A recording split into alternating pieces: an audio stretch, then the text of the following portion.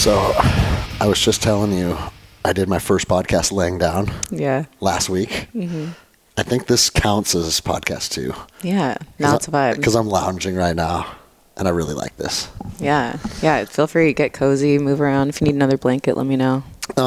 Where it going, by the way? Let's go. I just like to I like to ambush you, and we just go into it. But the reason you can't ambush the ambusher. Man, we've been talking about doing this, I think, for like 4 years. Has it been that long? That's ridiculous. It is 4 years, yes. It was relatively soon after I started the podcast that we linked up at Ian Smith's event in, was it Belmar, New Jersey? Mm-hmm. Because he was getting arrested all the time. And like this freedom train just showed up. Mm-hmm. And I remember he sent me an email on Instagram and was like, hey, this is the deal. Everybody that has been part of this freedom movement is going to be here. Mm-hmm. And I would love if you showed up. Mm-hmm. And like, I'm not going to miss an opportunity like that. Absolutely not. And so we go there. How many people were there? 300 or something? A lot. A lot of people. And here's the crazy thing. There was 300 cool human beings there. And you and I connected, and it was just instant like, oh, I don't really know what's going on with her, but she's my people. Mm-hmm. Instant like family bond. Instant. Yeah. And it was radical. Mm-hmm. And we sat up on that little, like walkway or whatever you'd call it. Up on the second level. Yeah, on the second level. Mm-hmm. And we just talked life. And I was like, dude, this chick's cool, man. Thanks. And then we became homies, and it's... been a ride ever since. Yeah, it's been a ride ever since. Very, very rarely in my life anyways do I just instantly connect with someone like that. So we got some past life shit going on, or 100%. Yeah. Like there's not a doubt in my mind. And then fast forward 4 years, I had that astral projection, which we will. You're cool. Let's do it. Right? Yeah, of course. Okay. Let's get weird. Because, well, dude, I've talked about that astral projection on the show a handful of times. Oh, you have. And okay. I'm like, I don't want to go into detail yet because I want Emily to be here when we really unpack that. But at all the human beings that have ever were or ever was or ever are, I find you in the astral realm. That's wild. Isn't that nuts? It is, but it's also not too surprising. It's not. No, it's not. That's what you said. Once you're like, oh, that's you. You're like, kind of duh. Yeah, of course. I just didn't know it was possible. So what I believe to be possible in this human experience was expanded as a result of that experience. Yeah, for sure. Me too. Fuck it. Let's just go. Let's just start with that because like, there's no point to circle back to it. We'll just fucking hit it. Do we go into your experience first then? Yeah, like what you were experiencing? Yeah, for sure. Cool. So, well, I think it's important to also know, and I think I told you this when I was down visiting last month. Tyler Stanaway, who is my shaman, came into my office one night, and he's like, Greg, you and I need to do a session together. Like, we need to sit down. We need to just kind of go into life and talk about things. And he goes, I'm violating my rule right now. He goes, because as your shaman, you know, like, I don't suggest when it's time to get together and heal. That has to come from you. He goes, but here's the weird part. It did come from you. Totally. He goes, you astral projected to me, and we talked last night. And he goes, and you can think I'm fucking nuts. He goes, I even thought it was nuts because I've never experienced that before. But it was clear as day. Your energy came to me and said, like, bro, I need to work through some shit with you. Let's make this happen. And he goes, so I'm just throwing it out there. That's what happened last night. You can choose to believe it or not, but let's get something on the schedule if this calls to you, if this resonates with you. And initially, I did. I was like, I love Tyler. I love all the shit he's doing. I love the rune casting. Like, I believe in a lot of the stuff he's doing. But I was like, I don't think I fucking left my body and visited him last night, right? You're like, that's a stretch. Well, dude, when people listen to our podcast, there's a certain amount of people who are like, you're fucking nuts. 100%. I would probably think the same thing. Well, and I would think that's the thing. I would think the same thing too. Like, I never believed that I'm flying around like communicating with other people. And then it was like a week later that this happened. I can't believe it was a week apart. Yeah. I don't know if I knew that detail. Yeah, it was like boom. Wow. And I honestly think it was an opportunity to show myself like, oh no, this is a real thing. And so I ate like 4 grams of mushrooms. Not a lot, but not a little either. That's a pretty big dose. Maybe not for your size, but I did 10 the time before that. And that was wild. Not recommended, children. Well, so let me Start say, with 1 gram. because I did 10, I was like, oh, 4 is nothing, dude. And I was wrong. 4 is something. It humbled you. Well, the thing is, like, it's not like alcohol or weed where it's like, oh, if I take 5 shots of liquor, this is how I feel. So if I drink 2, I'll feel half that much. Mushrooms can affect you different every time. And so I'll tell you, 4 grams did shit to me that the 10 didn't do. And I'm driving. I'm a terrible person. I'm driving home. Because, normally it takes... Hold on shrooms? Well, no. I ate them right as I was leaving my buddy's house. To get home so they kick in by the time you get home. Got exactly. it. Did you time that wrong? Slightly. Way to go. Because normally it takes like 45 minutes or something, right? Sure. So here's the weird thing. I get within 2 miles of my house, and then I just feel them hit. And I was like, oh, no, dude, this is hitting way harder than I thought. And those last 2 miles, it literally felt like it took 2 hours. Oh, my gosh. It was weird because I kept looking at the speedometer. I'm like, I'm going the right speed because like I didn't want to be one of those like stoners out of a scene of a movie where you're going driving super slow, a half mile an hour. Yeah. So of course it's going to take forever, right? I was like, no, I'm driving the right speed. Why is this just taking an eternity? And I finally got home, and and Jenny was out of town, and the girls were at friends' houses. The house was empty. So I go up and I lay in my bed and literally like sucked into, I don't know what you would call it, the metaverse, the different dimension. In the Old Norse they call it like Gnunga Gap. It's just the primordial energy. And now I'm in this energy, and I'm like, I don't know. I don't even know if you'd say flying around, just moving inside of the energy. And the weird thing is people that have never experienced this, they're like, oh, you're just high on a hallucinogenic drug. 100%, yeah.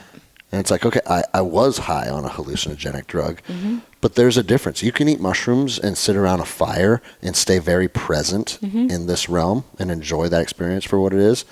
This is the first time I was somewhere different. I wasn't familiar with it. It was new. It was powerful.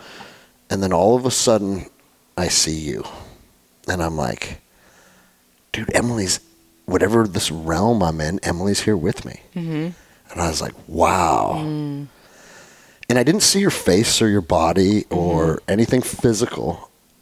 I just knew, it was a knowing that you were the other energy that was in this realm with me. And again, sounds like a weird, crazy dream, right? And so then I started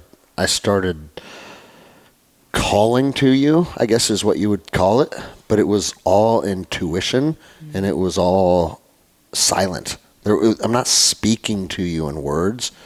I'm communicating with you through the ether or through the energy. And I'm like, Emily, what are you doing here? Like, do you see me? Do you feel me? Do you hear me? Are you here with me? And we talked back and forth, but it wasn't like an assurance, like, yes, Greg, I do see you. I'm here with you.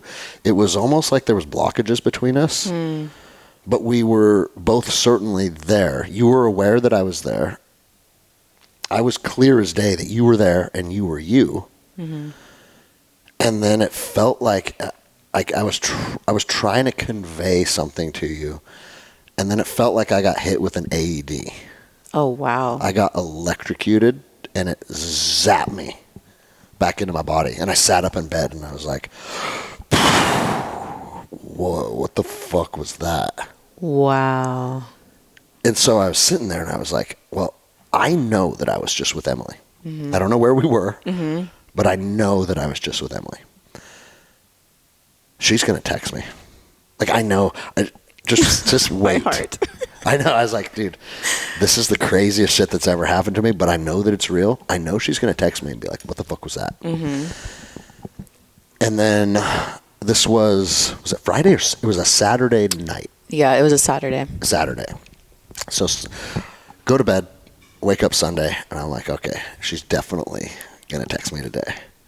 And then when you didn't, I started to be like, now I'm doubting the experience that I knew was real. Mm-hmm. And I'm like, oh, fuck, are we just stoners? Right. You're like, was I really just on psychedelics? Are we just stoners and this is just weird drug shit? Mm-hmm. Is that what's going on? Mm-hmm.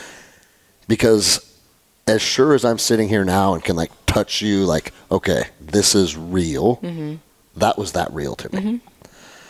And then was it the following Monday? It was a Wednesday. Okay, I waited a few days. Mm-hmm. And then I started to become kind of like, fuck, dude. She didn't know. So then I texted her. I was like, Emily, I know. And correct me if I'm wrong, but it was something along the lines like, hey, I know this is going to sound kind of weird. You didn't even say that. Oh, I didn't? I just said, I said, were you with me? You said, do you remember hanging out with me on Saturday? That's right. That's right. And I said, and we communicated, but it was through energy. Something along those lines. Well, first I get this message, do you remember hanging out with me on Saturday? And I freaked out. I threw my phone. I was like, I'm going to need a second. And yeah, I'll go into my experience if you want in a minute, but do you have any more you want to share? No, that's where we're at. We'll just go in, cool. We'll go in chronological order because that's what you said. You said, holy fuck, I'm going to need a second. That's what I said. You're right. Holy fuck, I'm going to need a second. How did that feel, by the way, just to receive that first message of me having that great of a response? It let me know that I wasn't crazy. Something had transpired. 100%. It was validation. Yeah. Yeah, that had to have felt good after days of like, damn, did I make that up? Yeah. Like one of the most powerful experiences. Now you're doubting that. Mm-hmm. And for you to come back with validity was like, fucking knew it. Yes. Yeah, that's great. So, yeah, I was like, I'm going to need a second. What I did was I immediately went to my voice memos because we'll have to get into this later in the episode, but dreams are a very big part of my life. And so I have a relationship with my dreams where I set intention before I go to sleep. I do a lot of healing in my dreams, a lot of experiential type things, but then right before I go to sleep and right after I wake up. So I'm conscious, I'm about to fall asleep, or I'm conscious about to start the day and open my eyes. In those spaces, I often get direct downloads. I will have inner knowings. I have a lot that comes through. So it's a normal practice for me in those spaces and after those times to grab my phone and I'll just record either a voice memo, or if I don't want to do that, then I'll just write notes. So if we look at my journal right now, my journal on my phone, it's just notes and notes and notes of the most intense, vivid, experiential type of dreams. And then also downloads, and I differentiate between the two. This was a dream, this was a download, or this was when I was awake. So in my experience, that night was a night of really beautiful, deep, healing dreams. I was in another realm and I was experiencing healing, and it was the kind of dreams where I didn't feel active, meaning I basically just got to sit there and receive deep healing, like my entire energetic being was being upgraded, and I knew that, and it was beautiful. And then I come out of the dream state and it's like middle of the night / early morning, and I'm out of the dream state. But when I come out of it, it's not like some people's experience when they're asleep. When they wake up, they're just up. I'm not. I am 30 levels deep to where not a single part of my body wants to move, and my eyes aren't open yet. So that's the state that I'm in. And I'm conscious, eyes are closed. I'm in this very deep theta state. And all of a sudden, what I described it as was just this being, this energy, this masculine energy that clearly I knew came to me, was in front of me, and we were communicating not through words, but through energy. It's like our energies met in the middle, and we're just communicating through telepathic type means. And the way that it felt was this urgent sense that this masculine energy needed to tell me something and needed to share this with me. It's almost like you're on the phone with someone, and right before they hang up the phone, they're like trying to tell you everything really quickly, and then they hang up. That was the feeling of what it was. And I'm sorry for bringing anxiousness. No, it wasn't anxious. It was like, state. No, it wasn't anxious at all. It was like, this is really important. You need to know this before we get out of this state. And I still to this day remember the message that you shared. And mind you, at the time, I don't know who this is. I just know that it's a masculine energy that clearly I know. That clearly is like a soul family, soul tribe. You know, this is a friendly, loving being that's here to give me this message. And the message was mainly that everything happens in the quantum before it happens in the 3D. The energetic world is more real than the physical reality. So all the things you do in the energetic space, they then manifest in the physical reality. So you remember this, you've done this before, you've been here many times before, you know how to do this, fully remember. And you were giving me that message. And then it was like instant, and it was just gone. And I sat there and I was like, oh. And I grabbed my voice memo, and you know, because I've shared part of the voice memo with you before, and I sit there and I just say, I just had one of the most incredible experiences of my life. I was just visited. I was like, I don't know if it was an alien, if it was a guide, if it was, you know, I've had a lot of people pass over, and so I don't know if it was one of them. I was not considering that it could be an alive human being on Earth. Yeah. I didn't even consider that. I didn't think that because I didn't think it was possible. Well, and that's the same thing Tyler told me. He's like, I've only been able to have any type of communication with people that have passed. He's like, you were the first time someone came to me that is still part of the physical reality. That's so cool. And then the crazy thing is like you picked your phone up and you recorded your interpretation of the experience moments or like literally like immediately. I wasn't even, my eyes weren't open, and I was just sitting there sharing. And so when I asked you, do you remember hanging out on Saturday? Holy fuck, I need a minute. You just forwarded me that voicemail or that voice memo. That's right. And it was like, I don't know what just happened to me right now. I just had the most direct telepathic communication with anyone that I've ever had in my entire life. And you're like, and we were communicating back and forth, but we were communicating through energy. We weren't communicating through words. I don't fully understand what just happened, but that's the coolest experience of my life. Yes, that's exactly what I said. And I was like, that was the exact same experience I was having. That's cool. It's all like fucking, it's no longer, the drugs can open up a gateway for us to embody or move into these other realms. And to be honest, I don't love calling psilocybin or weed drugs. Can they be used as drugs? Sure. But I just feel like that has such a negative connotation, disrespectful connotation to what the pure essence of what it is. Yeah. It's like it feels disrespectful to it. Can you use it as drugs? Yes. But is there such a deeper meaning and spiritual way to interact with it? Absolutely. Well, I mean, it's not by chance that every indigenous culture on Earth has some type of plant medicine they use to ground themselves, to connect, to feel these energies. Like, it's part of the human experience. And then 100 years ago, like, well, those are bad for you. Drink whiskey instead. Don't even get me started. I can't believe that alcohol is so widely accepted, and yet taking a gram of psilocybin to do some deep inner work and experience things in a spiritual perspective and gain and grow, that's frowned upon. That's wild to me. I know. And they always take like the one instance where somebody took mushrooms and beat somebody to death with a brick or something because they're in a state of psychosis, right? Like that's what happens when you use mushrooms. And it's like, I bet every single time someone has hurt someone on mushrooms, alcohol was involved too. Or something else Don't entirely. you think? Yeah. Even when you said that, I was like, That doesn't I don't happen. even see that being a No, possibility. that's what I'm saying. Like, that's not part of what happens. Yeah. You know? But yeah, I mean, we could do a whole other episode on that because we know that the truth is being intentionally fucking hid and people's powers are being diminished. Because think about if you really learn, oh man, as an individual being, I have the power to manifest. I have the power to direct my energy. I have the power to connect with the people I want to connect with. And once you start to know that's all true, this life, you're set free in this life. Mm-hmm. Because you're not bound by the constraints of like, oh, well, if you better get your retirement by the time you're 57 and all that shit. It's like, I don't give a fuck about any of that. You're not able to be controlled anymore.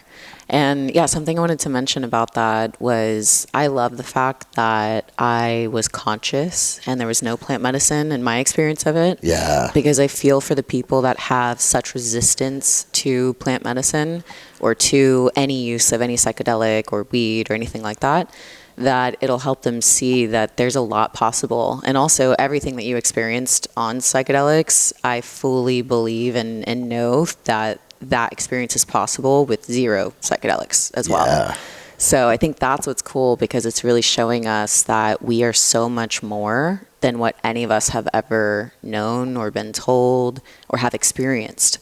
So now I have this curiosity in life of, wow, like what else are we capable of? I wonder if we could intentionally try and recreate that. I don't know. I mean, I would assume we could, but at the same time, neither of us tried to make that happen. No, it just happened. You just entered into my energetic field and started kicking it with me. But you know what? We have both been on individual paths of growing, and I feel that we've both really raised our own energy and vibration. And I think when you are on similar wavelengths, that's, I think, when those things open up. So, I mean, I've had other friends that have said they were in a plant medicine ceremony and that I appeared to them. I didn't have an experience like that on my end in that regard, but just hearing that, there's this, inner awareness of why am I popping up in people's plant medicine ceremonies, Yeah. And maybe it's just because they're super awesome. The experience with you is the only one where I was involved and I had my own experience. There's been a few other encounters where maybe I appeared in someone's medicine journey or dream or something like that, which dreams are a whole nother realm that I think we should get into. I want to hear about your understanding and your experience with the dream realm because, I don't know if I told you. It sounds like I'm going to the Monroe Institute at the end of May. Really? Tell me about that. You're familiar with Robert Monroe and what he does, right? You told me a little bit about it last time I saw you. Okay, so yeah, I got asked to do a documentary about it with Chad Robichaud. And we're going to go there and we're going to talk about these things. Because Robert Monroe was, his thing was remote viewing, right? Mm-hmm. And I didn't know this until recently, but astral projection and remote viewing are actually two different things.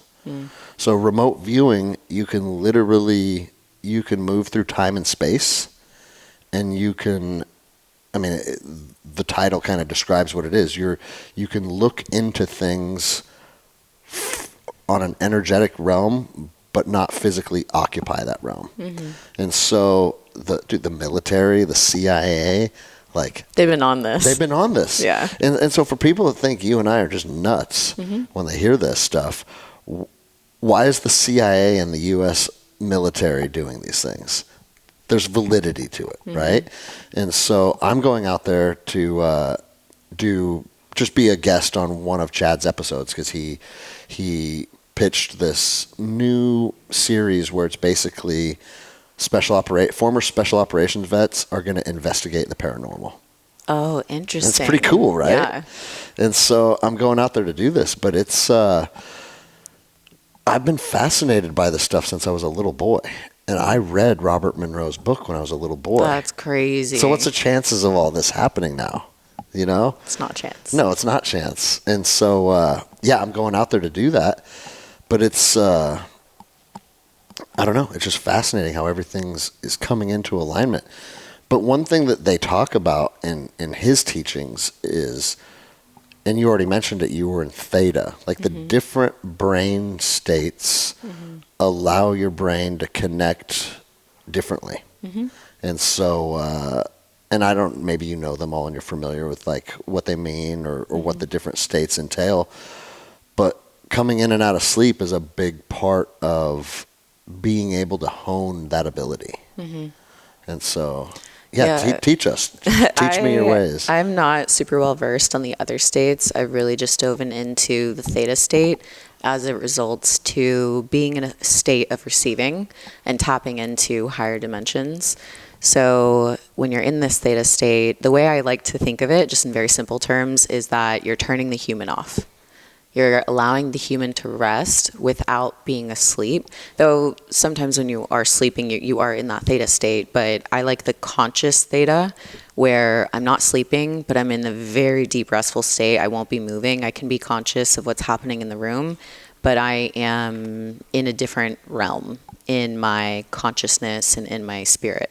So I've actually been cultivating this practice every single day, specifically through this month. So every day through the month of April, after I wake up, I enter into the theta state, into a state of receiving. And the way that I do that, so anyone can start practicing if they want. That was my next question. Yeah, is I first will have some sort of high frequency vibrational sounds in the background. So there's a YouTube channel called Inner Lotus Music. So Inner Lotus Music, that's a really good one. But you can also find all sorts of theta brainwave frequencies and just play it and then close your eyes and feel into how it feels in your body. And if it feels expansive and exploratory, then that's a good one. And if it feels like weird or off, because I found some on YouTube that are just weird. They're just these like, they're too dramatic about it all. Yeah. So feel into what actually feels good for your system. And then I'll typically just sit there on my meditation pillow like this, and I start doing a form of box breathing. So I might start with the, four breath in count, hold at the top for four counts, exhale for 4, hold for 4. But I usually end up elongating that to like 6 and 8, and I just really slow down my system. But the breath is the most amazing way to regulate your nervous system and get into a deeper state of consciousness. And then after I do that for a while, I'm also at the same time moving the energy within my body from the root all the way down at the bottom through the sacral and the solar plexus, through the heart, the throat, the third eye, up through the crown. And then I'll even anchor in at my root. Imagine like an anchor grabbing your root and anchoring you into the ground so you're stable and secure. And then I imagine my crown, the top of my head, opening up fully and the frequency of divine love pouring in. And then I just imagine that frequency of divine love pouring in, and it's like this beautiful flow of energy. And then from there, I'm just... energy's coming in from above, but then it's being grounded and going into the earth. Yeah. So you're just a conduit for this. Yeah.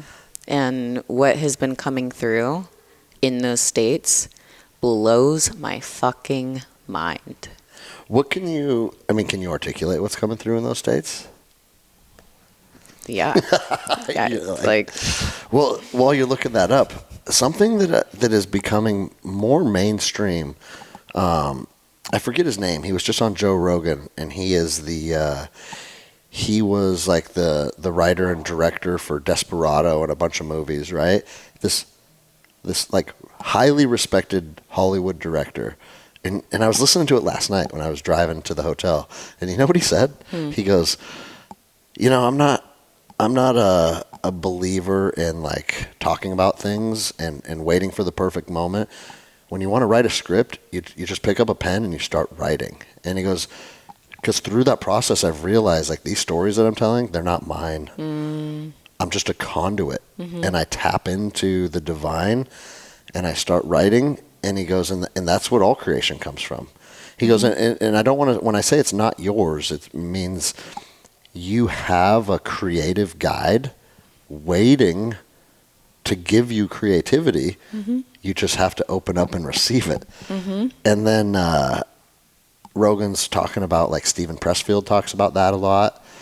And then I was scrolling through Instagram this morning, and do you know who the metal band Gojira is? They're a fucking really, really fascinating heavy metal band. Okay. Really, really talented musicians. And the guy goes, I don't really care about like how good I am at my instruments or how technical I play because it's not me anyways. I'm just a conduit. So good. And it's like, fuck, this message just keeps reappearing in my life. And now you're talking about it. Yeah. So I'm supposed to receive this. Amazing. And think about it this way. These human bodies are so incredible. They're capable of so much. But the human body is not who and what we are. Who and what we are is divine, timeless, and eternal. And so it's becoming a channel for the source of where that divine, timeless, eternal energy comes from to be connected with that source of our home, our source, and allowing that to fully take hold and use the vessel. So rather than the vessel using us, we intentionally use the vessel as a channel. So, okay, yeah, I feel like I do want to share this. These are pretty sacred to me, but I feel like you would love this and appreciate this. So every single morning after I do this, I immediately journal down everything that I saw and felt. Sometimes it comes through as a vision. Other times it comes through as deep internal knowings or heightened awareness. So this is just what came through this morning. So I immediately was taken to the dance floor and I saw me dancing with money. And money, it was almost like a man that had money all over him. So it was like this masculine energy of money. And I was talking and dancing with him, and he is just an energy wearing the clothing of money. And he was explaining how he's just a resource. Right now it's money, but in the future that will change to whatever the resource of that generation is. I saw endless amounts of money just flowing to me. I saw myself walking through my home. Oh, wow, hold on. This was April 1st, by the way, that I'm reading this from. But it's not a joke. Well, no. Do you know why? April 1st, I did not live here. And as I'm about to read what I wrote on April 1st, I didn't even know that this place was here. Oh, wow. You're about to trip when I say this next line. I'm tripping right now as I read this. This was supposed to happen. Thank you. I saw myself walking into my new home, loving the high ceilings and echoing with our voices. Wow. I'm going to skip this next part. It's a little too intimate for myself, but I'm going to talk about this part. Then I tap into the higher version of myself. So often when I tap into my higher self, she's on this rooftop. And she's on this rooftop and she's with friends. She's wearing white. She's at this dinner party. And she'll always break away to come talk to me. So anyways, I'm in this vision. I see the higher version of myself on the rooftop, breaking away to answer the phone as she always does. And then instead of her talking to me on the phone, I literally saw this version of me jump out of the phone and become her. And as this happened in my vision, I physically felt every cell in my being upgrading. And then she went back to dinner and I was in the energy of that and it was all absolutely incredible. So day one of doing this very intentional theta state, just receiving, I had this insane vision, this life upgrade, and now it's April 25th. I have not read that since then, and I'm in the new home with the high ceilings. Voices are echoing. And you have a rooftop that you can go. I do. Yeah, because I went up there and checked that out. Yeah. Wow. You want to know what else? What? You know, the guy who was wearing money was Jeremy Newsom. Was he? He's the guy that I was just telling you about Okay. before we started recording. Mm-hmm. Because the first time I met him, he had a shirt with $100 bills on it, right? The whole shirt was $100 bills. Yeah. But instead of Benjamin Franklin, it was him. No way. Yeah, he had his own. No way. And he said, wearing money makes you become so comfortable with money that it helps you receive money. Wow. And he goes, because money is just like anything else in this world. It's an energy. And he goes, once you become comfortable with the money and you can sit with it, and there's not any type of like, oh, mine, or like you're afraid you're going to lose it. He goes, that's when it starts flowing. So like when you said he was wearing money, I was like, dude, Newsom wears money. Like, you know what else he just told me to start doing? What? Because I told you we hired him to do, he's teaching Jenny all the tricks of the stock market. That's so cool. But he's also like our overall wealth coach, I guess is what you would call it. And he goes, I want you to start having thousands of dollars on your person at all times. Wow. And it's in my bag right here, right? And he goes, this is why. He goes, someone that I guess he didn't say that I'm a person of scarcity, but he's like, the reason we need to do this is because it diminishes the scarcity mindset. He goes, you need to know that at any time you can reach in your pocket, you have $3,000. Wow. You can feel it, you can look at it. It's not intimidating. You're not afraid you're going to lose it. You don't have this like nervous energy attached to it. It's like, dude, I walk in abundance. I have lots of money in and around me and accessible at any moment. And he goes, once that's a relationship you develop with money, money will come and it will come and it will come. But he also said this. He goes, that's a very masculine way to be able to develop that relationship with money. He goes, I don't tell women to do this because the feminine, you guys are the creators.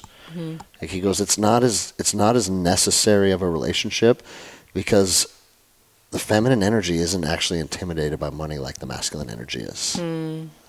Because the feminine is all about receiving. Yes. So in a lot of our life, we have had, if you're, healing and working on fully embracing your femininity, it is the art of receiving, the art of surrender, the art of allowing. And so even myself, I think everything is always so divinely timed. I, shared today, I'm having a very chill, slow day. I'm integrating quite a lot right now, and no need to get into the specifics for right now during my integration, but part of what I stepped more fully into and deeper into was like the deepest level of receiving on an energetic level. So I love that one of the first things you said when you were setting up the podcast was talking about receiving. And I'm sitting here like, of course we're having this conversation. Well, you have to meet Jeremy now at some point. I would love to. Yeah. I'm definitely going to check out his links and stuff. Yeah, at a minimum, get connected to him and start to see what he's about and what he's doing. You have really, like when we met, how would I even articulate like what you did or who you were professionally? You're kind of someone that just does whatever you want to, right? I do, yeah. And you have like, are you still doing the different things like your coaching? I have my coaching, your fitness, and all that stuff. Yeah, I have my coaching. I have different offerings online that people can buy. My app, fitness is always a foundation. I don't do any like fitness coaching. Mine is more the internal healing, doing the inner work for people to embrace their authentic, true selves. I have my podcast, which has been on hold for about a year now. I'm excited to return to that. Because you've been moving all over the place. There was a lot of different things happening, so I just took a pause. Yeah. Yeah, and I'm excited to return because I've had so many deaths and rebirths since then that what I'll put out next is going to be really beautiful and really special. So I'm allowing that to take its own course. Because when we met, I felt like you were just very tapped into the fitness space. I guess you would like, what do people, Instagram fitness models? Is that offensive to say? It's not offensive, but it's like it cheapens like you a little bit. Yeah, it cheapens. Yeah, and I mean that's why I'm saying it the way I'm saying it because that's not who you are. Yeah. But it was because there's a million girls that are doing that and they're just taking their pictures, and sure they're cute and they're in shape like you are, but it's not. That's not what it's about for you. No, fitness. And I felt that instantly. Yeah, I've always cared about the deeper aspects of the soul, of the self in the spiritual realm. So, for years I've had, my Evolve with Emily coaching business, retreats. I've always been about the deeper self, and the physical is just one aspect of that. So, what aspect of your teaching or coaching or your message was the one that really put you on the map, though? Because I think you have, 250,000 Instagram followers, right? Yeah. That's a lot of people. And for people that have not grown a big Instagram, like it's it takes, in order to get that many people to follow you, you have to be appealing to a certain group of people. So what would you say, like, was your thing that really, really started to, how am I trying to articulate this? Gain traction? Yeah, gain traction. Have people like interested in who you are and what you're doing. Well, I had some things working for me. When I grew on Instagram and got my massive growth, it was when everything was organic. And if I posted, people would see it. And if it was valuable, they would comment, interact. The comments, interactions, shares, engagements was night and day different than what it is in today's Instagram algorithm world. Okay. So I grew when it was organic, and once I noticed, wow, this is valuable, it's helping people, I'm having a million conversations a day, I started posting 3 times a day. I'd post something, physical related, I'd post something food related, and then something like mindset related. Back then it was more mindset than like spiritual integration. And so I've always had those 3 different aspects, like mind, body, soul. And when I was competing and in my bodybuilding career, that's when I was really putting all the effort into my Instagram. My YouTube channel is almost at 100K. I have a second channel at around 8K, I think, and then my podcast over 2 million. So the podcast for me is really where I got that depth with my audience. Okay. Yeah, isn't that the truth? Because I feel that same thing. Because people can scroll by you on Instagram or whatever, but if they're going to sit down with you for 2 hours a week, they have to buy in on who you are and what you're doing. Yeah, and I wasn't a podcaster when I started, meaning I didn't consume podcasts. Oh, okay. But I followed this woman on Instagram. Her name's Lori Harder. She's great. Her and her husband are out in OC. And I had always followed her, thought she was cool, but then I finally clicked on a podcast of hers. And granted, she had like hundreds out at this point. And I listened, and immediately I'm like, oh, she's my people. I didn't realize. I just didn't know. And then I realized, wow, I'm not offering my audience the opportunity to connect with me at this deep of a level. It literally took 1 episode for me to realize I love her and everything she does. Yeah, so that kind of opened your eyes to what's possible. Isn't it fascinating? It is, yeah. It's become one of my favorite aspects of my life is doing exactly what we're doing now, sitting down and just discussing life. Because a lot of people out there that want to be part of conversations like this, they're just so caught up in the rat race that it's not happening. Yeah. But if you can consume a conversation as a third party, it's just as authentic. There's just as much value in it, and that is why the podcast world has taken off. And it's out of the gates, it felt kind of weird because, like you said, I wasn't a podcaster. It's like none of it. We're still not podcasters. Yeah, right. We're just human beings that talk about stuff, you know. But if you have the capacity to share that message, you will inevitably impact other people's lives. And also, the deeper that we get into this, now we're all aware, words are vibration. They're these measurable energies that exist in the world. And as soon as you put it out into the world, it forever exists in this universe. So how cool that we can sit here and have a conversation that releases literal high vibrational energy for other people to be around and to marinate in. And sometimes low vibrational energy. And what I've noticed through this journey is, because I mean, we met through the COVID era when there was a lot of anger, there was a lot of frustration.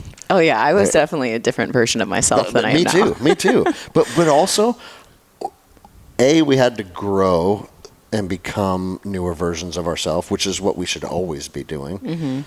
But B, that era of existence, it needed some fuck you energy behind it. Totally. And if you didn't have that, you were going to get trampled. For sure. Yeah, I definitely embodied a lot of that. And it was fun. Yeah. And you know what, too? Listeners love fuck you energy because fuck you energy feels good sometimes.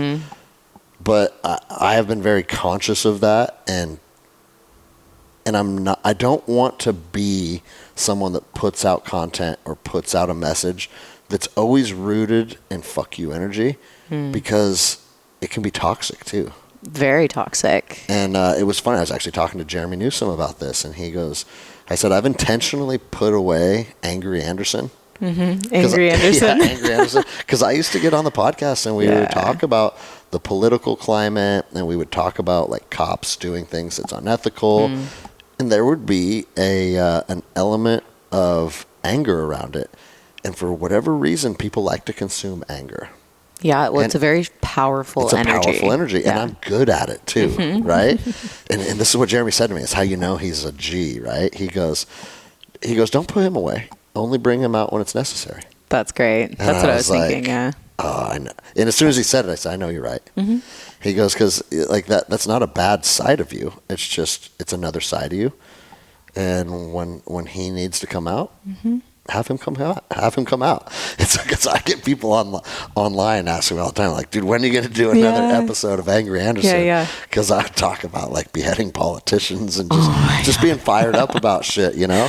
It's okay. You're a Viking in some past lives, so well, and that's the thing. What do you expect from a Viking? Dude, why the fuck do we all love watching Braveheart? Right. Oh, yeah. Come on. Because that calls to us. You were probably a shield maiden with me back in the day. A shield maiden, probably. We're beheading people. Probably. I grew up watching that movie with my dad. Well, and you are because very few females, when you put your hands on them, is it like, what the fuck is going on here, right? I have one athlete, her name's Jenny Fuentes, and she was like a competitive power lifter. And when we're doing jiu-jitsu and she grabs a hold of you, it feels like I'm grabbing myself. It's like, my God. It's intimidating. You're like that too, though. Really? That one night when we were upstairs, when you visited several years back, we got a round in, and I was like, oh, fuck, dude. This chick's a super athlete. That's awesome. It is awesome. You're strong as fuck. Thank you. But it's different than just being like, okay, you can squat a lot or bench a lot. It's a physical tenacity that you don't see a lot of females embodying. And so I don't see a lot of men embodying it these days either. You're not wrong there. I also live in a fucking bubble though, because I don't have much of a network. I mean, I travel a lot and do things like I'm doing this weekend, but more often than not, I'm surrounded by savages because that's the circle I've built. Totally. And then it starts to feel normal. Yeah. It's like these are the people. This is what humanity's like. And it's like, no, this is actually not what humanity's like. That's a good point. I remember I hadn't traveled in a long time, and I was just kind of staying in my circle. And then I went and traveled, went to a different state, and it really just opened my eyes how much of a bubble I'm in. And I think I needed that experience, and I needed to experience such the contrast of what was my norm to ground me a little bit and remind me a little bit of what reality is really like. Yeah. Because you're right. Once you want to surround yourself with other people that are living and embodying a lifestyle of excellence. And that's wonderful. You should do that. And it can distort your perception of reality if that's all you surround yourself with.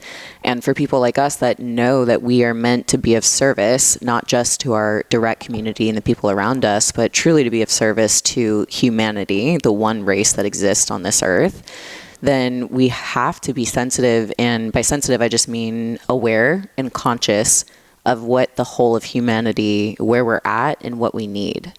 Because then I believe that rather than getting so focused on these surface level issues, which feel so dramatic and so triggering and all the things, we can actually surpass that and get to the deeper essence of what's happening, the deeper essence of what this world needs, and then start by embodying that ourselves and by being intentional with the message we put out, the creations we have in this world, the wealth when we get it, what are we going to do with it? Yeah. That actually stops arguing down here on this little surface level plane and actually gets to the root of the issue, which is far beyond all the arguments that we could ever have.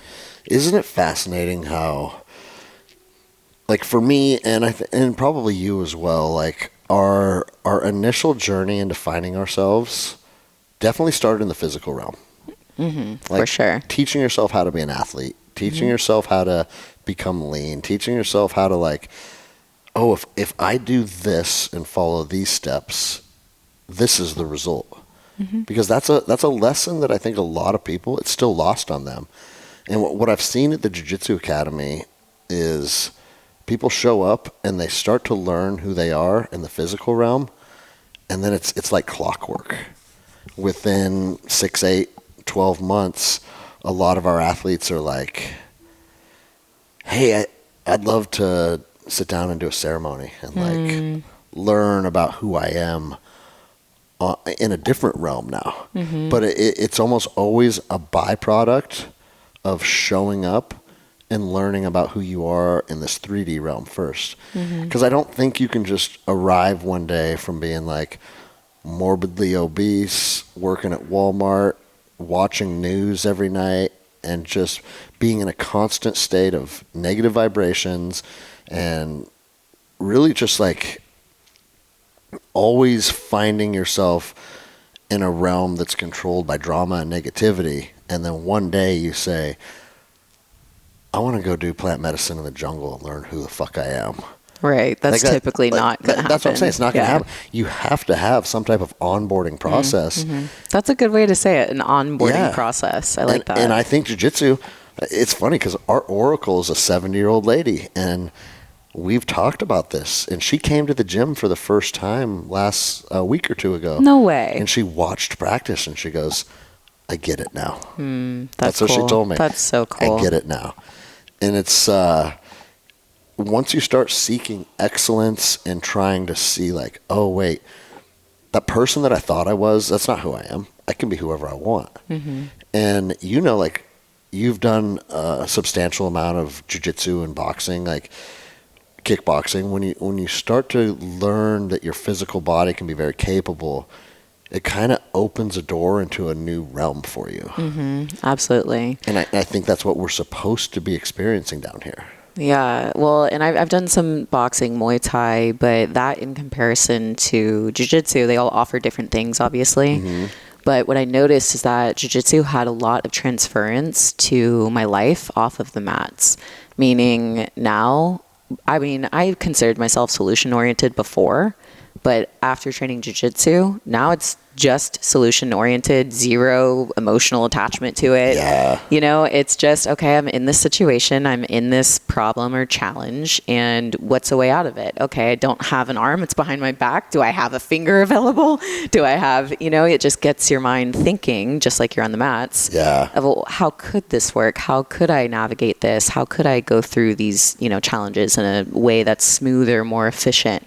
So I've just noticed a lot of life transference in regards to the mats and jiu-jitsu. I literally say it every episode, like jiu-jitsu mirrors life. Yeah. And once you understand that that's why we're here doing what we're doing, I tell my team all the time, like, I'm not here to learn to beat up an attacker. Like, I won most fights when I was 22 years old just because I was a fucking wild animal, right? Like Ex-Viking. Yeah, like don't get me wrong. I always say that jiu-jitsu works. So if you train, you're going to be very formidable. But that's not what we're here for. What we're here for is exactly what you said. The lessons that you learn on the mat are applicable in every other aspect of your life. And it's like, your relationships, your employment, your interactions with your family, also your interactions, like your relationship with yourself too. I was just going to say that. Yes. Yeah, and even your own ego. Yeah. It really lets you face your ego head on. And your ego's like, I love my ego. Like it's a good thing to have, but it's also necessary to have a relationship with it. Yeah, so that you can use your ego, not let your ego use you. Some people are so caught up in the ego, they're not grounded in their sense of capital S self. Yeah. And that's when, you're creating all the issues and problems out of your own ego. But ego itself is not bad. Don't get me wrong. I don't have full control over it yet. I don't know if my ego I shouldn't say it causes problems because I'll tell you where I'm at in life is I can identify when my ego wants to cause problems and I can prevent it from causing problems. That's great. But I still feel the frustrations and the emotions internally. You have to feel it. That's literally the human experience. You're not ever meant to not feel it anymore. But whenever there's the heightened emotional experience happening, so something's happening, you feel the ego, you feel a lot of emotional experiences, there's something to be alchemized and transmuted on a deeper level. What that means in terms is just there's something for you to feel and fully let go and move and process and heal through at a deeper level so that the next time that thing happens, the sensitivity isn't 10 of 10. Unless, of course, it's something like a strict boundary violation or like something that is just a violation of you.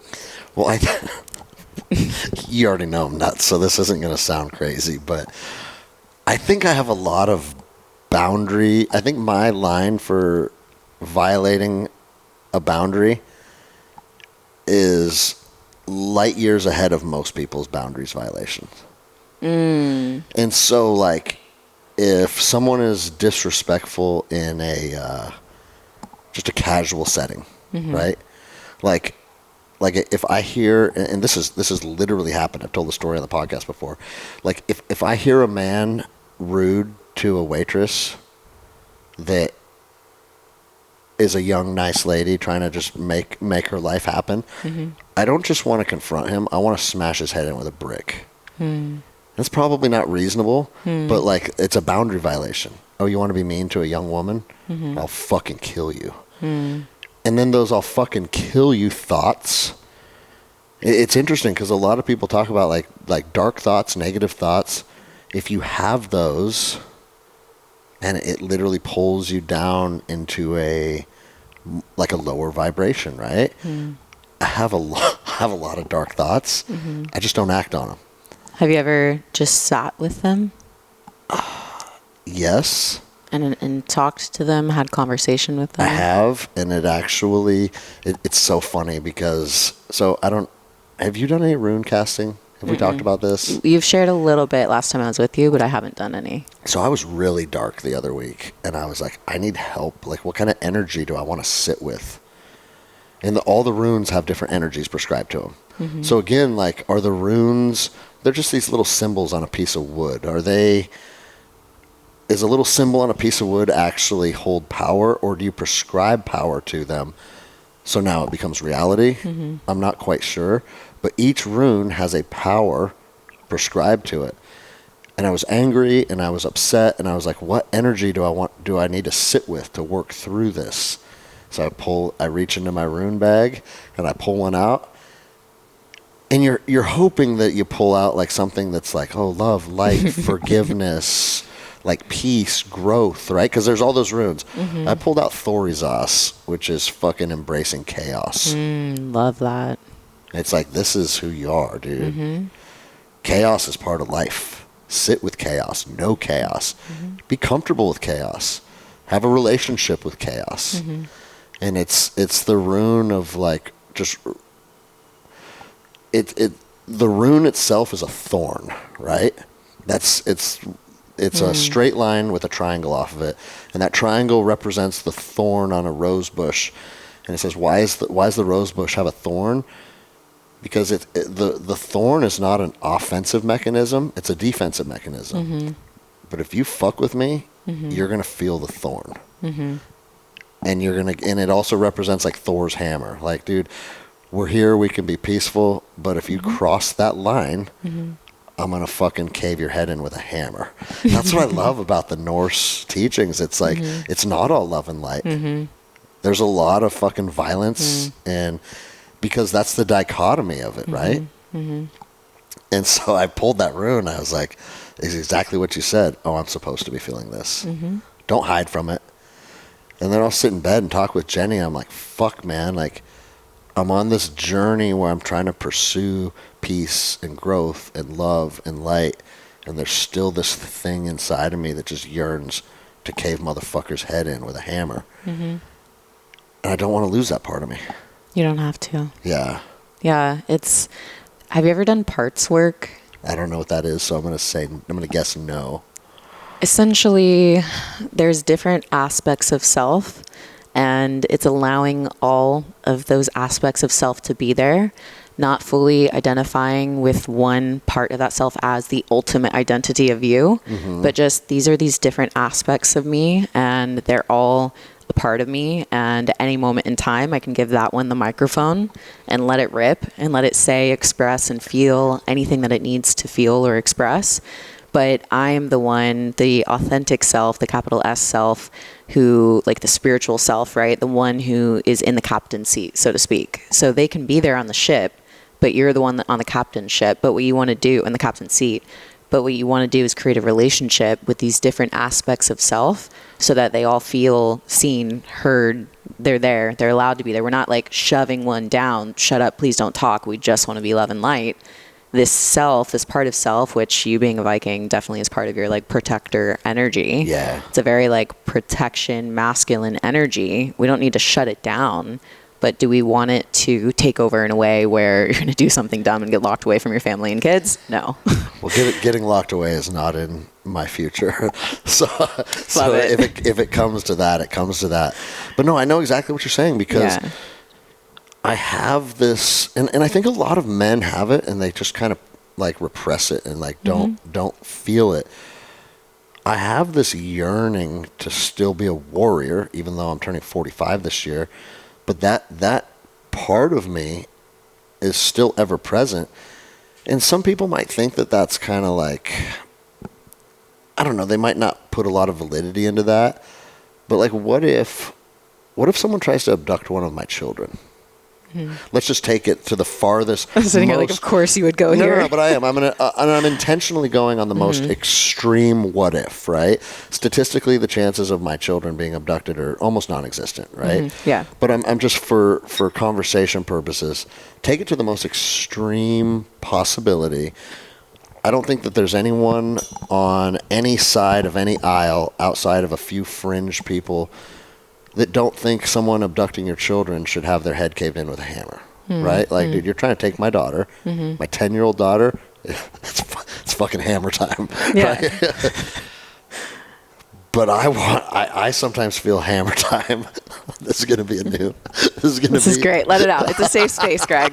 Safe space for the feelings. I want it to be hammer time when I'm in the grocery store. Yeah, see, it's a little much. Yeah, it's a little much, a little right? out of balance. But here's the thing: I don't act on it. That's good. If I didn't have control over it, I wouldn't be sitting here right now. I'd be dead, or I'd be in some prison cell somewhere. I mean, I think that's why there are a lot of people there, because they have never known how to have that part of themselves and not have it take over. Yeah. So I think there's probably a lot of people in prison that know exactly what you're talking about. You want to know what's crazy? What?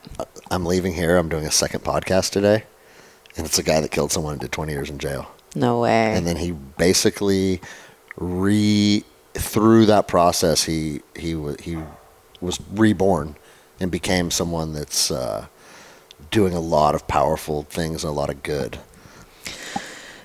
Like, what's the chances of that, you know? Yeah, I've had this experience before with someone who has a similar journey, who literally had this moment where they essentially met God and felt love for the first time in their entire lives as a grown-ass man. Felt love in his heart for the first time, and it forever changed him. So for me, knowing that, and even hearing the story of him briefly, it's given me such a heightened level of love and compassion, even for people that us humans would say don't deserve a second chance. Because I've seen transformation on such a deep level. I have this inner belief that no one is beyond repair. I share that sentiment outside of child molesters. Yeah, I get it. Hey, trust me. You're going into the wood chipper, and then when you get reincarnated, then you can figure it out. We can try on round 2, right? Trust me, I totally understand that. I have, 11, 12 nieces and nephews now. So all of them in front of me, yeah, I would not hesitate. Well, I don't know how it is in other states, but in Washington, sex offenders have to publicly disclose their address, right?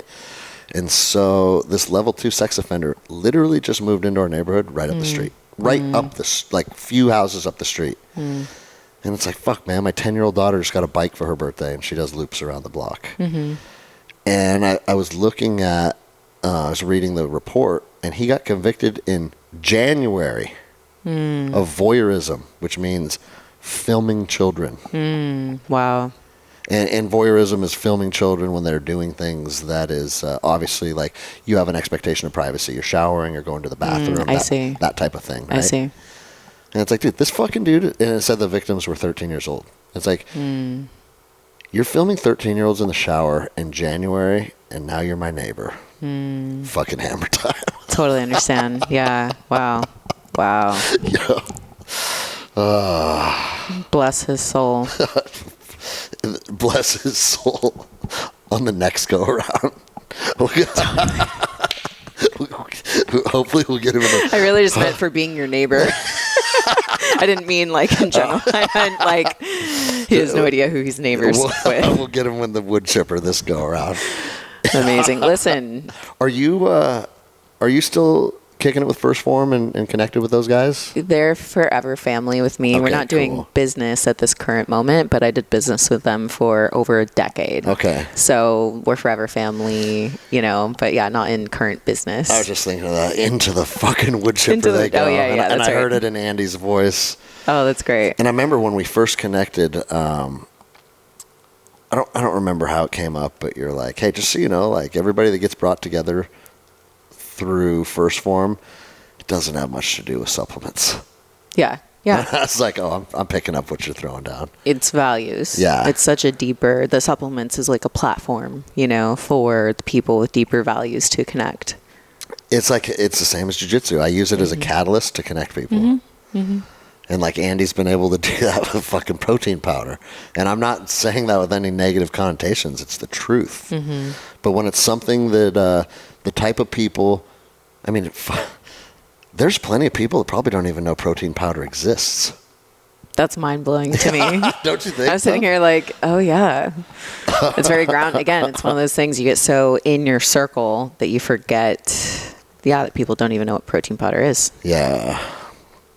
I know you have stuff to do. What's our schedule looking like? 11:30 is my hard out. Okay. Yeah. We got time then. We can we can wrap for another half an hour or something. Should we go into dreams? Go into dreams. I want to hear about. No, I want you to go into dreams because I mean we kind of touched on it how through the Monroe Institute and astral projection and whatnot, like a lot of people in that realm are starting to identify that the dream state and those activities are very intertwined. To the fact that like a lot of people believe like the majority of human beings are involved in these activities at night and they just don't really understand what that means. And I'm one of those people that doesn't really understand. So bring me up to speed. I'm your Well, white belt dream traveler. I'm not an expert in this, so let's just make that clear. But maybe you're a blue belt in this. I don't know about that. We'll see. A 3-stripe white belt. Maybe. Okay. But a 3-stripe white belt to someone that's never stepped on the mats, Okay, true. the difference is vast. Yeah, But I've you're definitely still far away from Black an belt. expertise, right? Yes. Yeah, I've definitely shown up to practice and tried things that didn't work, tried things that worked. So maybe a striped white belt. Okay. Okay, so I'll share a little bit about my dream experience, and I also, after that, want to share some tangibles for people to start implementing into their life as well. So I love it's it. not just a Yeah. story, but they can actually start to play with this themselves. So back in August of 2014, I had my first very big dream experience. That was like a spiritual experience that I wrote down, and I just had all these knowings. And it was this massive experience, and it was honestly about somewhat about like the end of the world. And it was about a chip being implanted in humans, and I didn't take the chip, and because I said no, other people said no, and they followed me to not do it. Whoa. We were asking where our friends were at, and they were like, they're already over there, they've all done the chip. And I'm like, I'm not fucking doing this. And then all these girls said, we didn't do it because you didn't do it. And it was like this whole negative energy thing attached So it to was it. a premonition too. Yes. And that was in 2014. And I wrote down in my notes, I still have it. And it said, this is the first of many dreams and visions that I'll have and that I'll lead my family with. Like, I knew that this was a spiritual gift and experience that I was tapping into for evolvement, for growth. How old would you have been? 2014. Well, that was 11 years ago now. And I'm 33, so 22. Okay, so very young woman though. Yeah. Like 22. okay. Yeah, and that was, I woke up and like knew all of this immediately. And then fast forward to 2020, when everything happened, I was really fearful probably the first couple of days when we're seeing all this shit online and we don't know what's going on. And then I have this dream. And in the dream, it was like the scene from the 300 where the two armies are going against each other and collide. And I was at the front lines of this army with this, like, I was holding this thing, and it was just a beam of light. And then like a nuclear blast of light went off. And I just knew that it was about light and darkness, and that. And you were fucking slaying darkness. Yeah.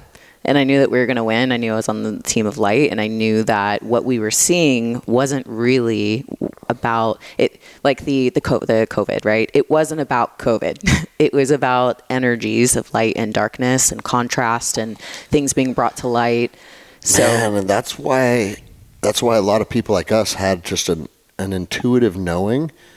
You were tapped into the knowing, though. That same era, I was obviously on your team feeling it, but I didn't understand it, what was happening. I just felt it. yeah. Wow. Yeah. So that's one type of dream that I have where it's inner knowings. It might be some sort of premonition or vision. There's other types. Another type will be healing where, it'll be healing where I'm essentially, these are the best dreams for me because I'm the most rested and I feel like I'm being healed by higher dimensional beings and frequencies, meaning I'm often like in an ocean floating and maybe dolphins or something will come up and I feel myself being healed. Another dream it felt like my energy was in a washer machine and it was just cleansing and purifying my energy and releasing low negative vibrational energies. And I woke up almost like vibrating, like I had just been healed. And then a third type of dream is the subconscious going crazy. And these are often the dreams that a lot of people experience. And I find people who don't have a relationship with their dreams, that this is their only experience of dreaming. And sometimes they view it as bad or negative, and they don't know how to relate to it. And they don't know how to take the lessons from it in order to move through it. So for me, when I have crazy subconscious dreams, which I've had some that are just so unpleasant or so scary or so this and that.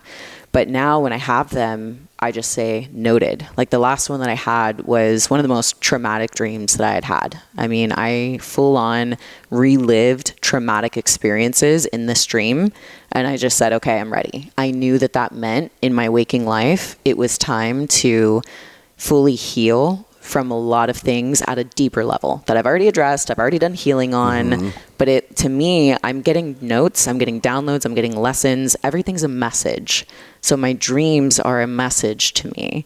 And if you can work with your dreams, then in your waking life, you can get your life into alignment and start to do the inner work to heal those things that are surfacing, the themes, the encounters, the memories, whatever it is. So I intentionally will go into deep inner healing and focus on that one thing, and then my dreams change. And now the next dream I'm having, and maybe it's subconscious unpleasant dreams for like a week, and then I'm writing it down, I'm taking notes, I'm meditating, I'm doing deep inner healing. Occasionally I'll incorporate a plant medicine, and that will be really impactful in my healing. And then the dreams change, and all of a sudden I'm healing, and then I have healing dreams, and then I have direct downloads, and then I have experiential dreams. So there's 3 or 4 states you find yourself in then, because you said healing, downloading, and then like the subconscious that can bring chaos. Yeah, and then the experiential is a fourth. And what's the difference between experiential and subconscious? So just so we're clear, this is just my experience. It's not like there might be a book on this, I don't know. Fucking, you're gonna write it, dude. So you said the experiential and the subconscious? Yeah. So subconscious will be it's like the subconscious playing everything out, inner, unsaid, unspoken fears, traumas, things like that. Experiential are like, it's like me and source, me and the divine, and it's experiential training is how I see it. So I'll either say experiential or like spiritual training. Okay. And so I've had experiences where I like that you chuckled a little bit because you're about to tell me something crazy, aren't you? Yeah, well, part of me is like, do I say this out loud? Yes. I'm like pausing as I laugh. Say it out loud. Okay, well, I'll start here. You know that book that says, or not the book, it's a quote. And the quote says, our greatest fear is not that we are inadequate, but that we are powerful beyond measure. My conscious self has never agreed with that because my conscious self is not scared of power, is not scared to be powerful. I'm a natural born leader. Ever since I was young, I was always in leadership positions. I'm not scared of that. However, I found out that my subconscious was. And the way that I found that out was I was in a dream and I am conscious in this state and I'm in a different realm and just, okay, so it's going to sound crazy. Did you get burned for being a leader? Not in the dream. Not what I'm about to share.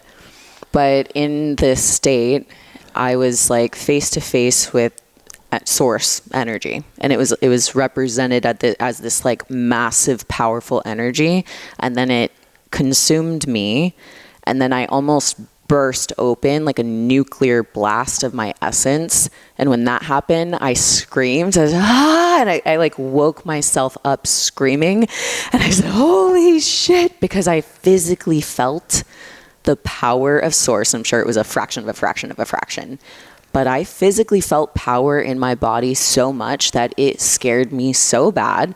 And right before I woke up, I literally saw the quote in my dream state. And that quote was on the back of a book that I had been reading recently. I think it's literally, oh my gosh, of course, it's the one book I got out of my storage. It's literally right here. Yeah, that's it, dude. On the back of A Return to Love by Marianne Williamson. Yeah, our deepest fear is not that we are inadequate. Our deepest fear is that we are powerful beyond measure. So when I actually felt the power, I was scared of it. Scared you, huh? Mm-hmm. So what's the lesson in that? Oh, so I mean, that lesson for me was giving my awareness that we have the conscious mind and the subconscious mind. The conscious mind can say, I'm worthy, I am powerful, I receive success and abundance. But if your subconscious mind is saying, I'm scared of power, I don't believe I'm worthy, I don't deserve success, I don't deserve love, you will never be able to manifest that in your life and hold it and keep it. So for me, it was a heightened awareness of, at a subconscious level, there is a fear and a resistance of power on that level. And yet, through other experiences and other dreams, it's like Source is calling me to hold a lot of power, and not power in the sense of what humanity would typically think of it, of like domination, power over someone. It's actually the opposite. It is like the deepest, most grounded, loving sense of power. Power that doesn't overpower others because it doesn't even have to. Yeah. So for me, that's what that was about. But in regards to just dreams in general, here's, now that everyone's like, this woman is crazy. I do want to give... I love you're crazy. Yeah, thanks. Well, let me give some, I guess, a little guidance to people. Because if you think about it this way, dreams are 1/3 of our life. Let me ask you this before you give your guidance, Okay. though. Because you talked about the different types of dreams that you experience. Do you have any control over that? No. Okay. I wish that I did. And okay, hold on. There have been times where one time I'm going to sleep and I say my intention going into this dream space is I want to upgrade my creator field. I want to remove anything that is blocking me from the things I'm desiring in my life. And I want to program in new and empowering beliefs in my creator field, my energy. When I went to sleep, it's exactly what happened. Okay, so you do hold that power then. However, I've done it other times and I go into a subconscious fucked up dream where I'm like... Well, I wonder if it's kind of like what you just mentioned. If the conscious can say whatever or have the intentions or whatever, but it's probably the subconscious. Like if you truly believe it and you truly, like on a subconscious level, are seeking that, that's probably what you'll receive. Yes. And sometimes I think it comes in the form we don't want. So maybe I'm saying I want an upgrade and I'm thinking it's going to be this beautiful spiritual experience dream, but the upgrade comes through sitting in the shit, the subconscious dream. So the upgrade's like, sure, you can have the upgrade, but you first have to address all of this. And so that's when I have the subconscious dream. And then in my, human mind, I'm like, why didn't I get this cool, crazy experience? And then, divine source. I always make fun of myself. And then divine source intelligence is like, actually, that's exactly what you need. And you are getting what you asked for, but not in the way that you wanted. You know what's crazy? And I'm just connecting dots right now. When you go to bed at night, you're literally setting intentions like you're going into a ceremony. Every night. You know what I do when I go to bed? Is there's some dumb shit on the TV and my eyes start burning and I'm like, I can't watch this anymore, and I roll over. No way. I know I'm ruining too good of an opportunity, huh? Okay, the message that your energy literally gave to me in the quantum field was that everything happens in the quantum field and it's more real than this physical reality. Mm-hmm. And when you're sleeping, you're literally going into that field. So, yeah, I think there's a lot left on the table. So I got to turn that shit off. I got to start. Can we talk about a nighttime routine? Yeah, no, that's what I'm saying. Like, Sleep is so sacred. So sacred. All right, so before I actually cut you off, you were going into what you recommend like utilizing as tools Yeah. for listeners. And I'm going to be a listener, and I'm going to start implementing some of these tools. Cool. Yeah. My encouragement is to start to develop a relationship with your dreams. So in order to build any relationship, you're going to have communication, intentions. You're going to treat it as sacred. So before you go to bed, number one, have a good nighttime routine, right? Let's not watch TV. Because you're programming your subconscious at all times. So it's fine if you want to watch Netflix and chill sometimes, but maybe like 30 minutes before you go to bed, start seeing it as this beautiful space that you're about to enter. And you can either set your intention, or if you prefer, you can like say a prayer over your dream life. Mm-hmm. Something like, and you can even protect your own energy in that, right? So I cover my energy in this shield of divine light. I welcome in any lessons, opportunities for growth, any messages that want to come through. I'm open to receiving anything that would further my development. Or you can simply just say, I love and bless my sacred space. That's it. Mm-hmm. Go to sleep. And as you're falling asleep, you can just start to connect with that realm already. Start to go into some deep breaths and just say, I'm open to receive whatever is here for me. And as you drift off, when you wake up, you'll go to sleep. Once you wake up, the moment you wake up, write down anything.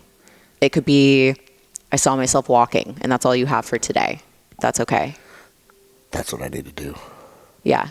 Yeah, immediately, because you'll forget it. You forget it. It's like DMT. Yeah. Yeah, I have dreams that I'll remember forever, and I have a lot of dreams that I wouldn't remember if I hadn't written it down. So start this dream journal where, whether it's one line or a whole paragraph, doesn't matter, write it down every single day. And now that we have something like ChatGPT, write it down, see what your own feeling is about what the meaning could be. And then after you've gone to yourself as the first source of intelligence, intuition, then type it into ChatGPT and just allow that to resonate with you or not. Read it and say, okay, does this resonate? At first, I was apprehensive to using ChatGPT because the whole like AI thing, and I am my best guide, leader, healer, everything. But when I started using it, not as a source for me or like the source, but just as a resource, to spark inspiration, to spark ideas and thoughts, it started developing me even further in my dream state, my understandings, and the ability to read through symbolism. A lot of the subconscious dreams will be symbolism, whereas the experiential dreams are like direct. There's no coding needed, no like decoding needed. Yeah. So it becomes really fun, because imagine that you guys all do this for the next 30 days. For 30 days, you set intentions, you go into your dream space, viewing it as this sacred place of rest and nourishment and healing. And then you're journaling every single morning, and then you're getting the insights. I even write like little affirmations based on what I experienced, like, I am worthy of receiving. I am healing every single day. I am whatever it is that's related to your experience. And then 30 days later, you could type what you could do, which is really fun. Type all that into ChatGPT and tell me, what is the theme of what's currently coming through my subconscious? What does my higher self want me to know?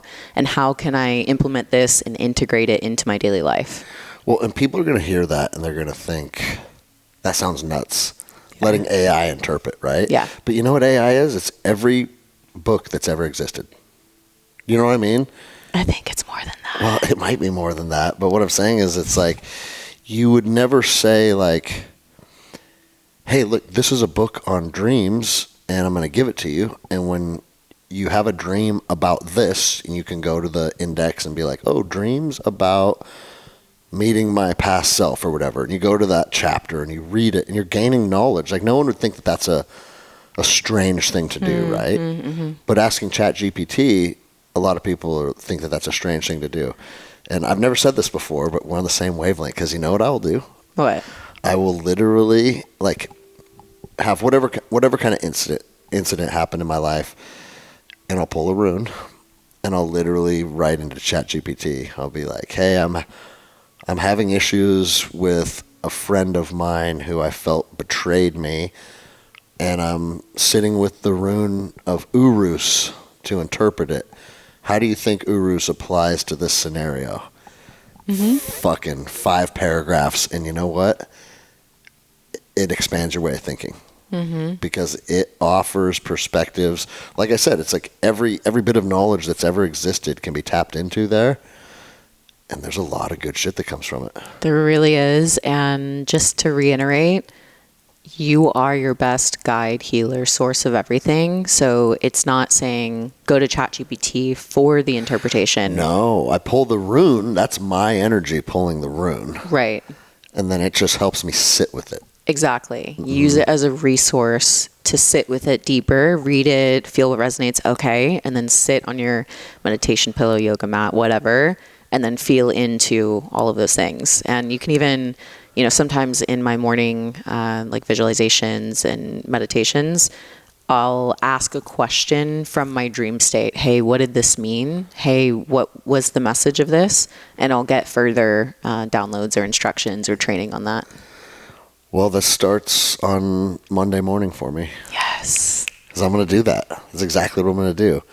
And I'm going to have do you use a pen and paper or you use notes on your phone, right? Notes. Yeah, that's what works best for me because I can just quickly type and then I'll go back to bed. So even if it's 3 a.m., immediately write it all down, back to bed. And it does sometimes become a chore. But I'm telling you what, if you respect your sleeping state, you will expand and grow and develop in that state. Yeah, you're right. So much. You know what's crazy is now that I'm 45, I very rarely sleep through the whole night without using the bathroom. So I usually get up and piss once in the night. And in that moment, whatever I'm dreaming about is like running through my mind like a racetrack. Because you're only up for a minute or two. And you just stepped out of this very vivid dream. And you're now conscious for a minute or two or three. And then you lay back down. And I don't know if I hop back into it because I don't really know what happens after that. But in those few moments of being awake, it's like, fuck, I was here and this person was with me and I was doing this. And this felt fucking empowering and this felt scary. And then you wake up 4 hours later and it's all gone. So I'm going to try that. I think your ability to remember will be strengthened as a result of you taking notes and journaling, treating it seriously, treating it with reverence. Yeah, of course. Well, why wouldn't it? You know? Yeah, and someone like you, I just think you're about to unlock a whole world. A whole world. I think you're right. That book was sitting there. Like this morning has already been kind of It's that way divine. every single time, though. Do you realize that? I know, right? That first trip to Houston, fucking mind blown. Right. You know? And now look at both where we're at and how we've both grown and expanded. It's really, really beautiful to see. And it's cool finding others that are on the path of healing and involvement and the curiosity for life and what this all means and where we come from and who we are and what we're capable of. Because I think it's just so much more than what we've all, known growing up. Yeah, and I don't think I ever necessarily sought this.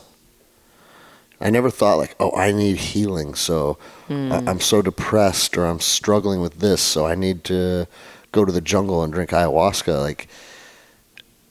It's just happened. Does that make sense? Okay. I think it comes in such different ways for everyone. For some people, it's this deep healing intentional journey that they went on. I resonate most with that myself. And for others, it, like you said, it just starts to happen and you start to follow the flow of life and your experiences and where it's taking you. And if you think about it in soul family, soul tribe ways, it just makes sense to me that it would happen for you. Yeah. And I did several ceremonies. Even my first time doing ayahuasca, flew to Costa Rica and was in the middle of the jungle in a monsoon and a big fire and drums and it was fucking awesome. That's cool. I loved it. Yeah. It felt empowering. But I didn't feel like I came out of that with this new direction or this new understanding. It was kind of oh, I love that shit, dude. I felt it made me feel like a wild animal. Because when I feel like a wild animal, that's when I feel the best. That's when you're the happiest. Right? Yeah. And that's what I told the shaman. I said, I don't want to be in your fucking hut anymore. I want to go run around the fucking jungle in the dark I want to find a fucking puma. Stop. And he's like, please Please don't do that. don't run off into the jungle. But it wasn't until my heart ceremony a couple months back that opened up my heart chakra. Yeah, 100%. And you can say, yeah, 100% because you understand that. Up until that moment, I didn't even know if chakras were real. Really? Yeah, it's like everybody talks about it. You have this chakra, you have that chakra. And it's this one represents this and this one represents that. And it's just always hard for me to ever know, is this what's really going on, or are these just the stories that people prescribe to themselves? Have you not gotten into Joe Dispenza's work? I have. He's done all the research and science-backed studies on all of it. They're like measurable in your body. Yes, but I hadn't felt them myself. And this fucking woman opened up my heart chakra. And you want to know what happens when your heart chakra gets opened up? Tell us. You can discern lies from truth like never before. Wow. And when people say things to me, I feel it here, and I know if they're telling me lies or truth. And when they tell me truth, it feels fucking... The truth resonates in your heart in such a capacity that it fills you with so much like love and joy that you almost feel like you're welling up. Wow. And that happened in a moment, and it's never went away. Wow. And it's funny, too, because the first thing this woman said to me, I sit down in her house. She's never met me before. And she doesn't do privates with people that she doesn't know. But because she works with Tyler, she's done privates with my wife. We were integrated enough in a similar community that she's like, I have trust in Greg that he can come to my house and do a private with me. And we sit down in her living room, and she goes, just so you know, one of my powers is being able to discern truth from lies. And if you aren't willing to be honest about your experiences, what you're facing, what you're going through, she's like, if you try and lie about any of this, not only will I know it, but nothing will work either. I love her. Oh, dude. But she said it with like some authority, some aggression. And I looked right in her eyes. I said, I'm not here to lie to you about shit. That's not why I'm sitting here. Let's go in. We'll go in as deep as you want to go, and you're only going to get truth from me. And that was 10 a.m., and it didn't stop until 2 a.m. Oh, my goodness. That's a long ceremony. She said it was the longest ceremony she's ever done. Wow. But she said it was because I was willing to just go. Wow. And ever since that, and then I got home, and Jenny can see chakras. That's so cool. Can she see auras? She can't see auras. Okay. Because I said that on the podcast one time. I was like, my wife can see auras. And she's like, I never fucking said I could see auras. Like, what are you talking about? Yeah, totally. I see chakras. And I'm like, I don't know the difference. But I do now, right? Okay. So I came home the next morning, and she goes, oh, my God, your heart chakra's glowing. It's never glowed before. Wow. It's been black since I met you. I was like, what? She said it's been black? Yeah, since I met you. And I was like, fucking, you chose to marry me? I know. I got a black heart, and you chose to marry me? You. She does, man.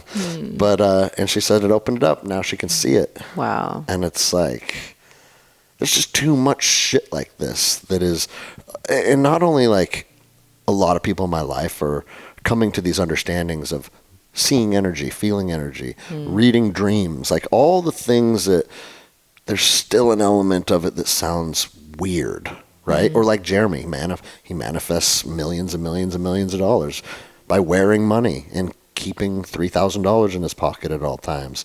Or a nice coin. He's like, men should carry a nice coin. And all these things sound fucking nuts.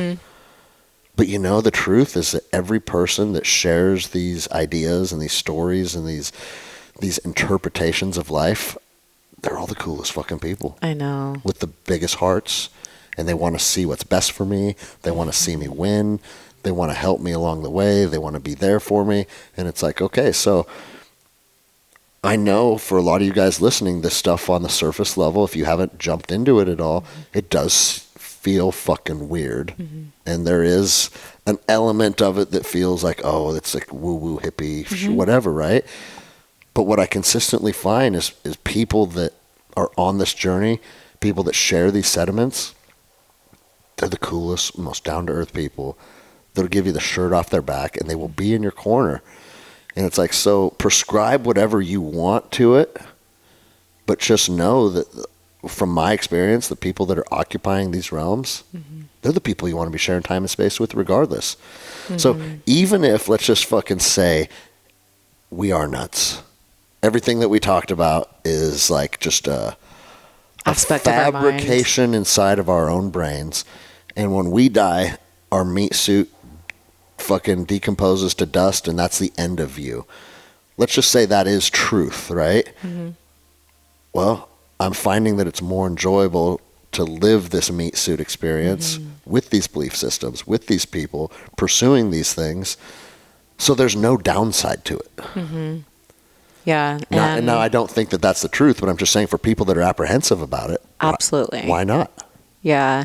Well, and also, I love to give people their own experience, whether that's through a meditation I facilitate, a breath work, one of my retreat experiences. That's why I love facilitating in person for all people, because I know I'm not here to convince anyone of anything, but I do know how powerful everyone's own individual experience can be in expanding their own mind, their consciousness, and helping them to awaken to new levels of awareness.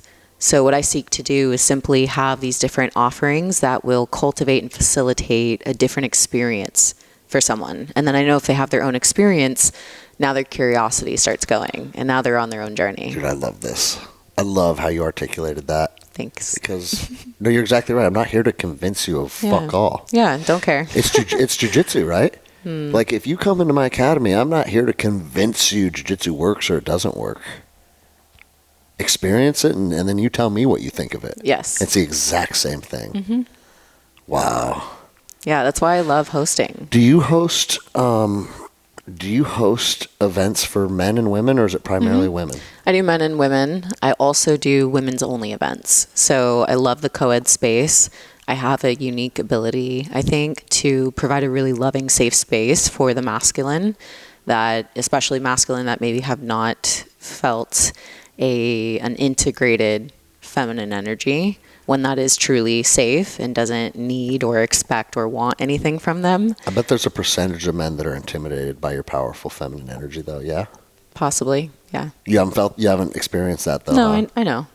Oh, okay. Yeah, I'm aware, but I find it's for men and women, actually. I find I experience that energy from both men and women, and I know that it's not up to me to prove anything or show them who I am. I just continue being me, and eventually they see. And so when I notice that resistance in a man or a woman, I just hold the space for that. I don't try to change it. I don't try to prove myself. I just continue being me, and eventually they come around and they see I'm safe. And I think that's the biggest thing. Well, yeah, that's one of my favorite quotes is don't tell people, show people. Exactly. And so, like, once people see who you are, it's pretty undeniable. Hey, I don't remember. Have you been to my river? When you were up last time? It was years ago. It was 2021. Yeah, I don't know if I had it yet or not. I don't think so. But I think you brought it after It that. is sacred space out there. Wow. We should get something on the books. I would love to. Get one of your events, and we can get it on the calendar. And like, what type of what is it, like 10, 15 people? Like, what size group are you looking Around for? 14. 14. Yeah, but I mean, I could easily do probably 20. I think would be a good. No, do whatever you think is optimal for you, and let's get it on the books. I would love Let's to. come up to Washington and do what is it, a day retreat typically? Yeah. So, well, the retreats I hold, I've been doing some international, and I've just realized what's feeling more in alignment is to be stateside and to do things like this. So it's funny that this is even conspiring on the podcast live, because I literally just set this intention this week that that's the shift I want to be making. So I could easily do a one-day retreat. I mean, I've been doing worldwide seminars, retreats, hosting for years. So I can literally create whatever we want and need, whether it's like a 3-day type weekend thing or a 1-day event or a 4-hour event. I can. You tell me. I say, like my preliminary thoughts are, let's get a 1-day event on the books. That's what I'm thinking too. You're close enough to me. The flight from here is 2.5 hours or less, I think. Oh, sick. And you can actually fly in. There's an airport close to my house now that flights are going into, 20 minutes away. Amazing. And we can just put it out there and see how it goes. I would love to do that. And I think 1 day is perfect. Okay. Up there. So yeah. for people listening that are interested in this obviously I have some episodes in the queue, so this will come out in a week or two. I'll send you a link for a Google form for people that are interested that you can host. Well, let's do this. In the next 72 hours, you and I will come up with like what date we want to shoot for. Cool. And then we can literally put a fucking link in this. Oh, perfect. And then people can come. Yeah. Perfect. Fuck yeah, dude. That's what's supposed to transpire today. That's really cool. Thanks. Aw, sorry.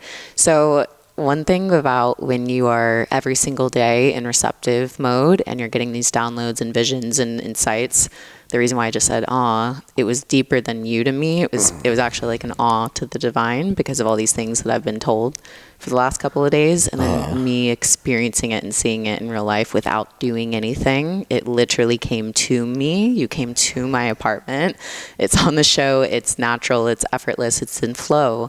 And that's the message that the divine keeps speaking to me, is that the old outdated ways of showing up to life of work, hustle, kill, have to make things happen, have to go out there and hunt it essentially are beyond over in my life. And my life gets to be a life of service, of flow, of ease, doing what I'm gifted at with people that I love. So the fact that this is all transpiring is like, just, it's a gift, and it's something I've seen so many times. So thank you. I love hearing that, and I receive it.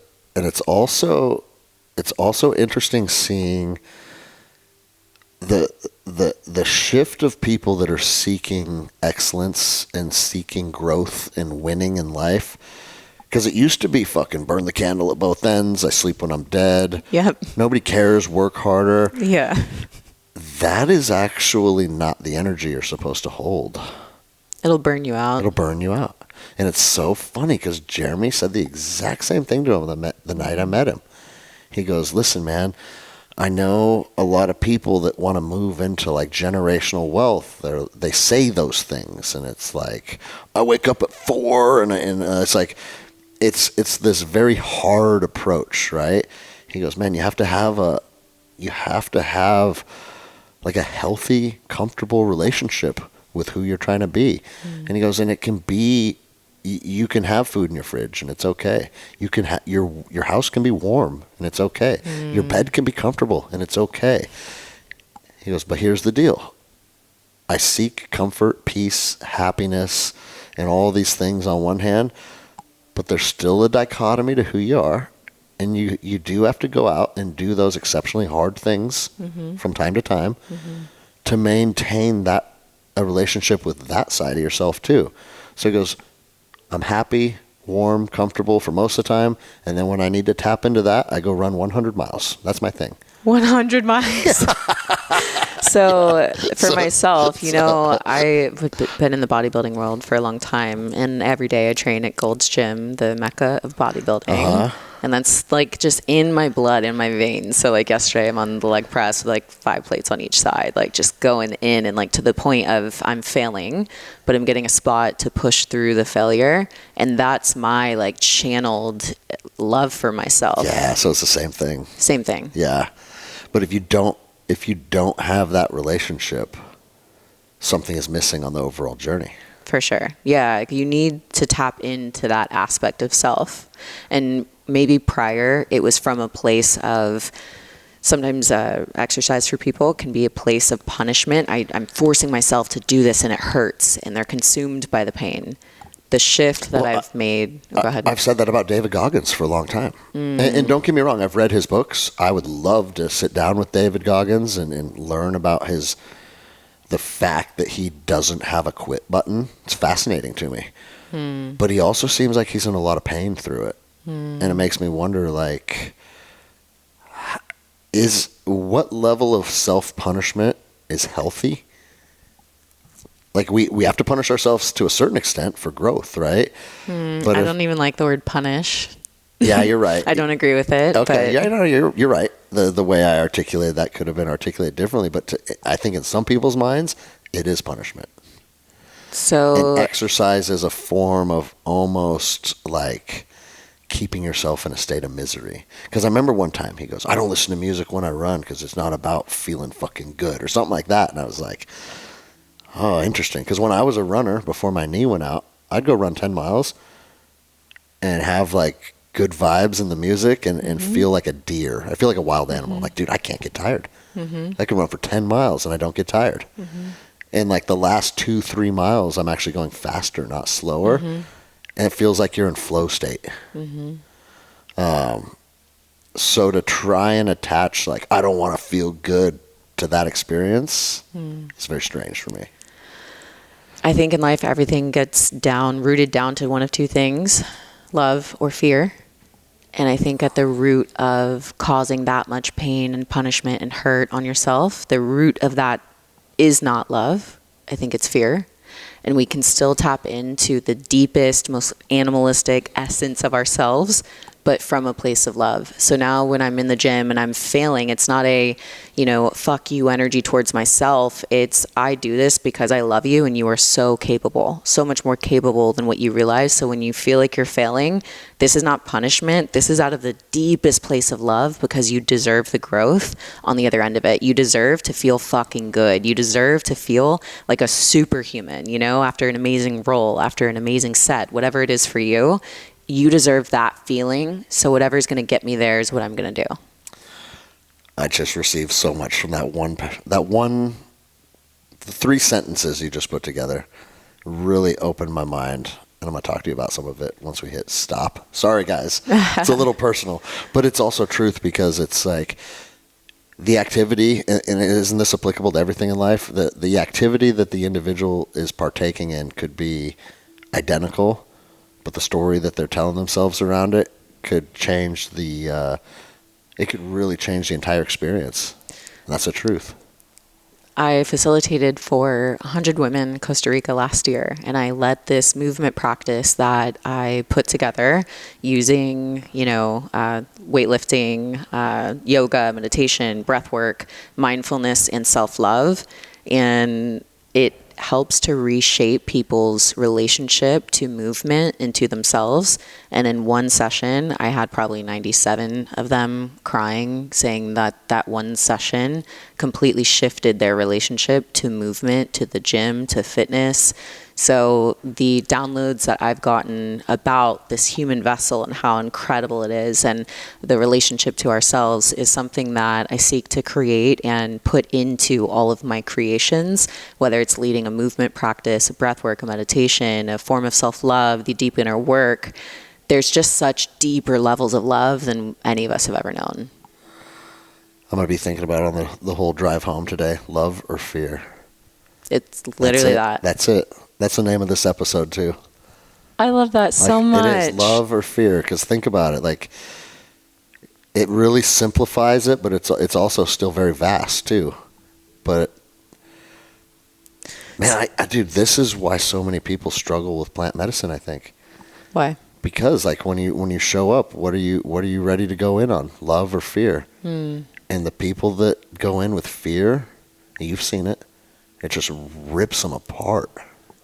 Often you have to go through the fear to get to love.